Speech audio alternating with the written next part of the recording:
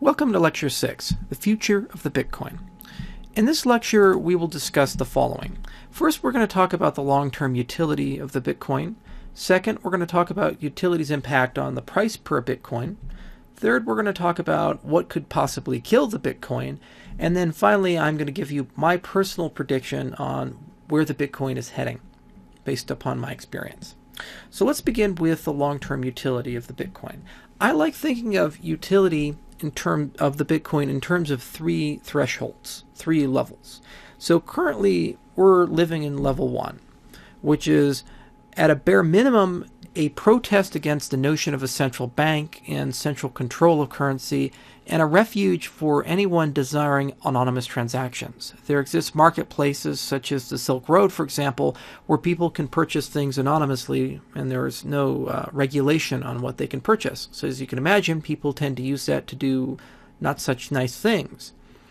So this, just by human nature, presents a certain level of utility within society.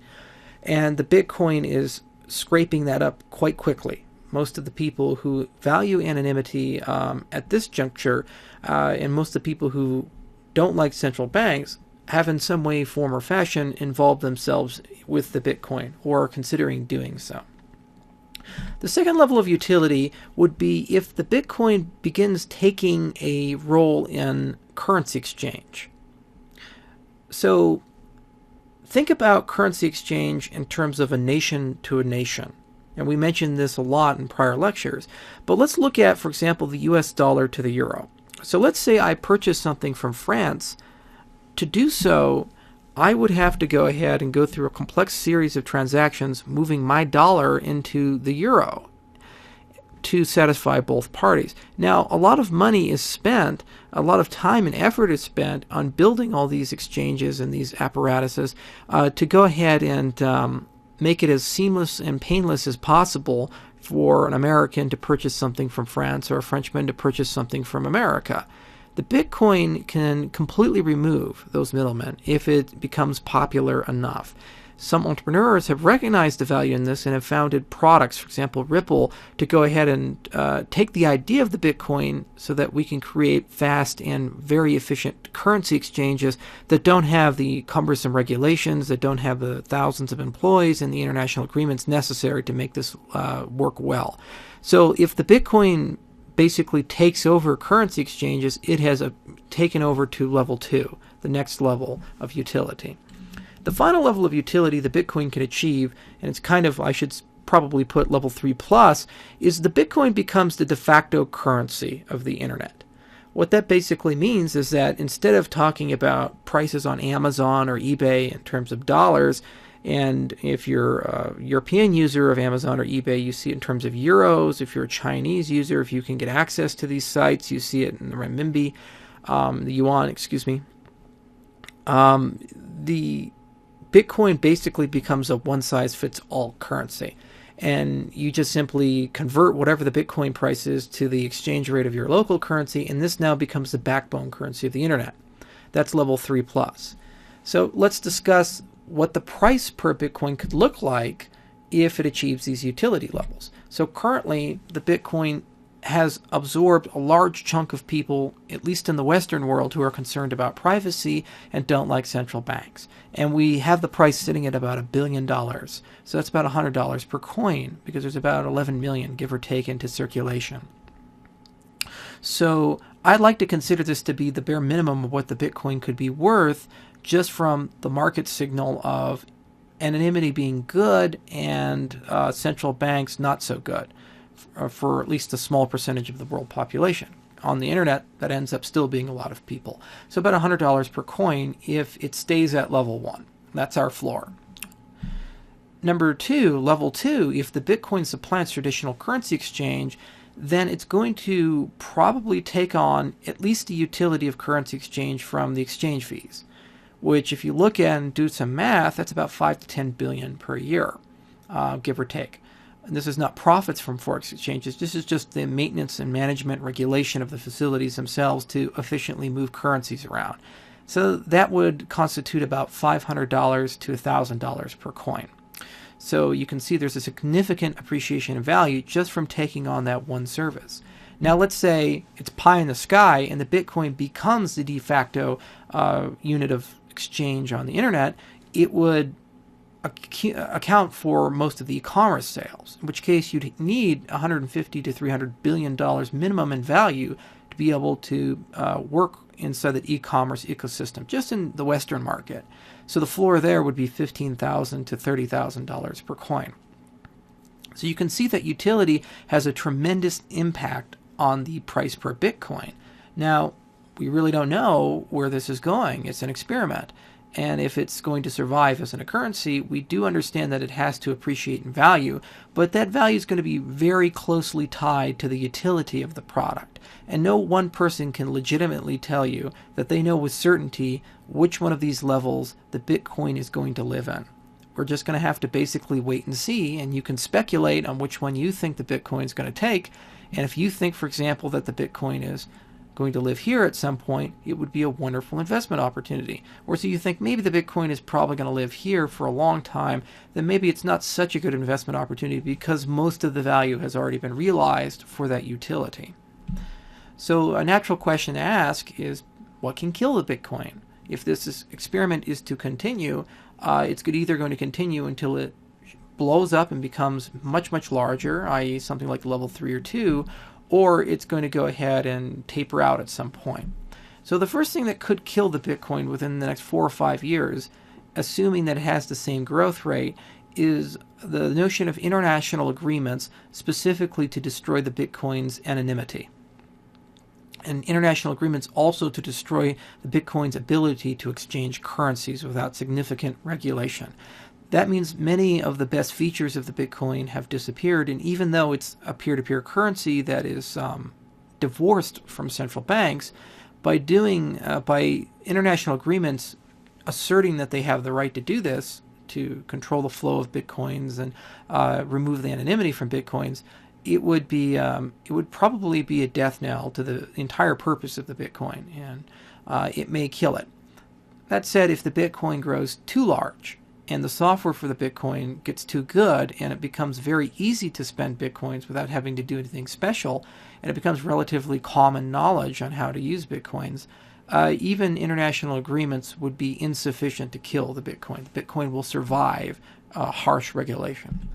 Number 2, breakthroughs in mathematics, specifically a breakthrough in cryptography that would allow us to in some way compromise elliptic curve digital signing algorithms or some other cryptographic feature of the Bitcoin.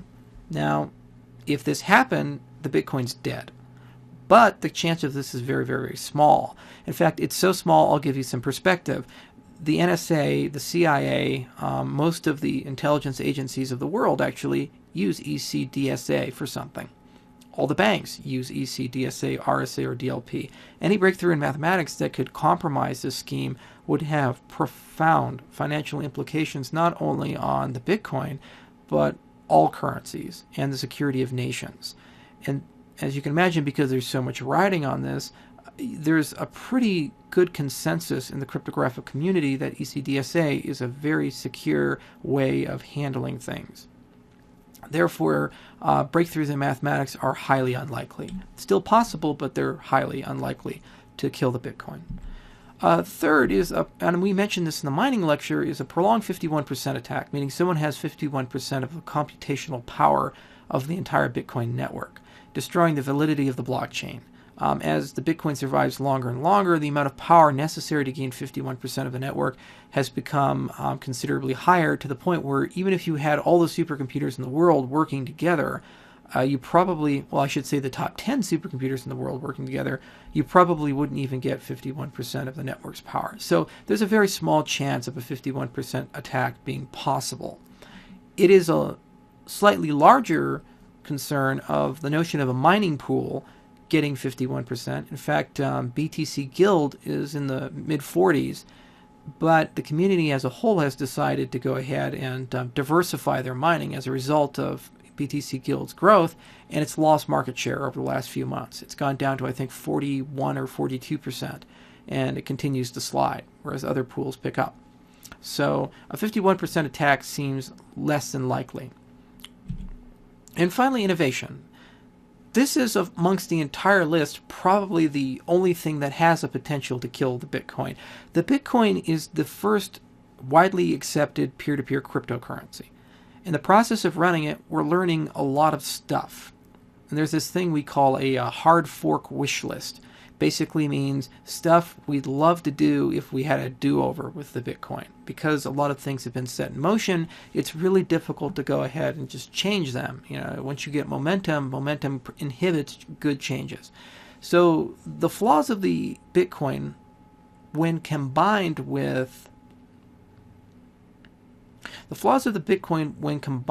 the enormous potential utility that the Bitcoin has, may yield better cryptocurrencies that not only resolve some of the Bitcoin's problems, but also innovate on top of that, so much so that the community universally agrees that the Bitcoin needs to be abandoned and this new currency needs to be embraced. Innovation changes things, and so this is always a possibility.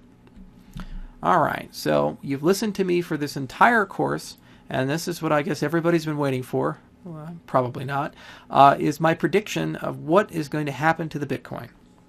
All right. First, I believe the Bitcoin is here to stay.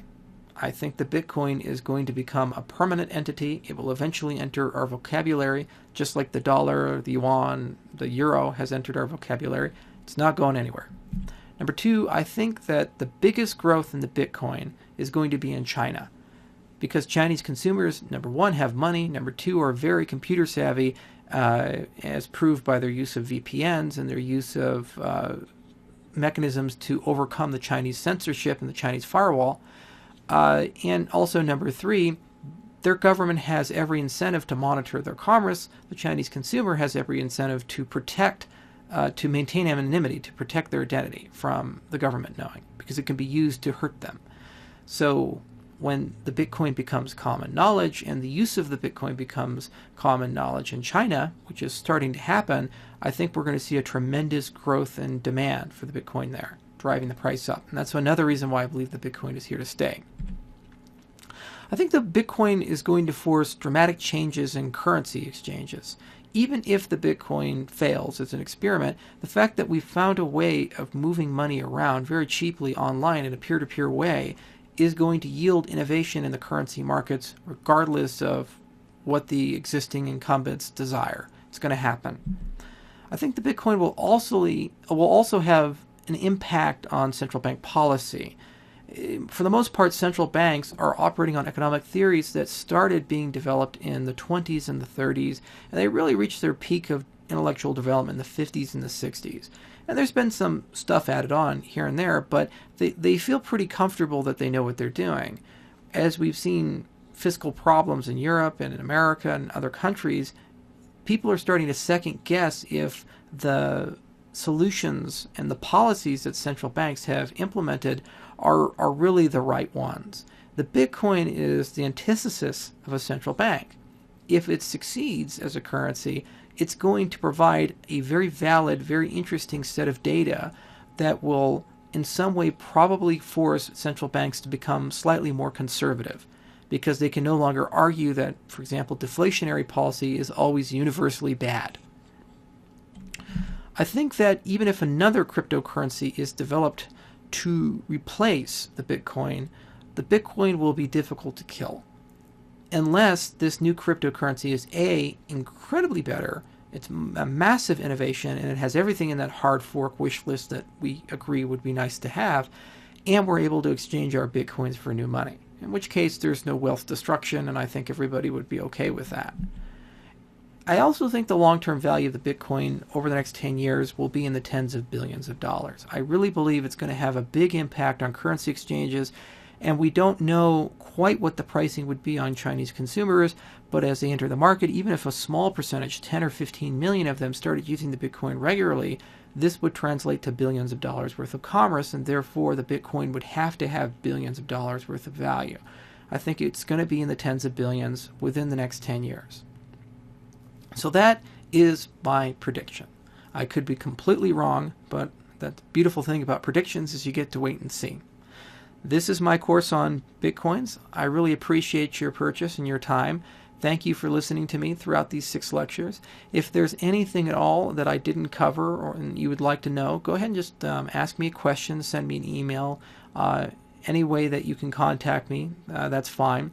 And I'll try to answer your question as quickly as possible. And if I don't know the answer, I'll try to relay that question to somebody who does in the Bitcoin community. If you'd like me to make more content on the Bitcoin, or if you'd like me to add a particular lecture on a certain topic, also let me know in the course. You own this course forever, and any additional content that I add, you'll also own. It's yours, your copy of it. If you'd like to get, I've made all of my lectures downloadable, and I've made all the supplementary material downloadable. If there's anything else that you'd like to have, just let me know as well. So thank you for participating in this fun class, and thank you for your patronage. Have a wonderful day, and I hope to hear from all of you soon.